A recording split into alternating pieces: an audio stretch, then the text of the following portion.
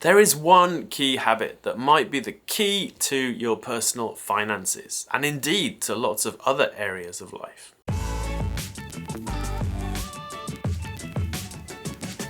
This year I've been working with an online coach to try and improve my health, mainly to lose weight, to get stronger, to become more flexible and get better mobility. And so far it's going great. You can look at my progress week on week on week. I've been losing weight consistently, and I think this is down to, for the first time in my life, tracking calories and keeping track of my macros. And just paying attention to these numbers has transformed my relationship with food because I'm more aware of what I'm eating, and that makes it much easier to make better food choices. And I think the same is true in personal finance. So if you're struggling to save money, if you haven't got your personal finances locked down yet, then there's two things that I would recommend you do next. The first is to track your spending. So basically, for the next 2 or 3 months, write down everything you spend. There's all sorts of ways you can do this. You can use an app like MoneyTree or Money Forward.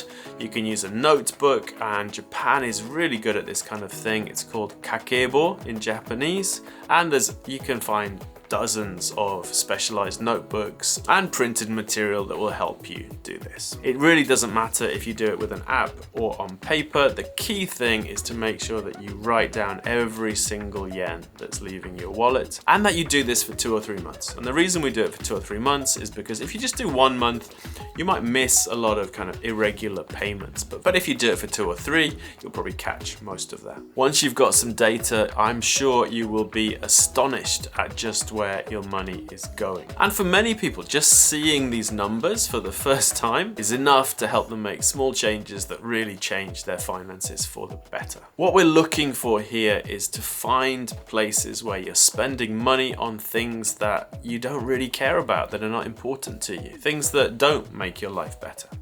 And then we can cut this spending, and then we can move that money either to savings and investments if you are not saving and investing enough yet, or just move it to things that you do care about, that do make your life better. After tracking your spending for a while and noticing these less than ideal choices, then the next step might be to make a budget. And a budget is just deciding ahead of time how you're going to allocate your money. It can be as simple as just deciding how much you're going to save and how much you're going to invest every month and then spending the rest, or you can get really granular, writing down, how much you're going to spend on rent, how much you're planning to spend on groceries, how much you'll be able to spend on going out. Now, how deep you get into budgeting is going to depend on your kind of interest in it and your personality, but it can be a really useful tool, especially if you're struggling to get started and start committing to a saving habit. And you don't have to do these things forever. I no longer track my spending. I no longer really have a budget. But years ago, when I was starting out, I found it incredibly useful to track my spending for 2-3 months. I did this a couple of times in different years, and it really helped me focus on what I wanted to do with my money. Same with the budget, although for me, my budget was normally just pay myself first, which was basically as soon as I got money on payday, I would allocate some of that money to savings, I would allocate some of that money to investments, and then the rest I didn't really worry about too much. Once you get good at this stuff, once you improve your finances in general, you'll have a kind of sense, and so you won't need to track this stuff granularly anymore.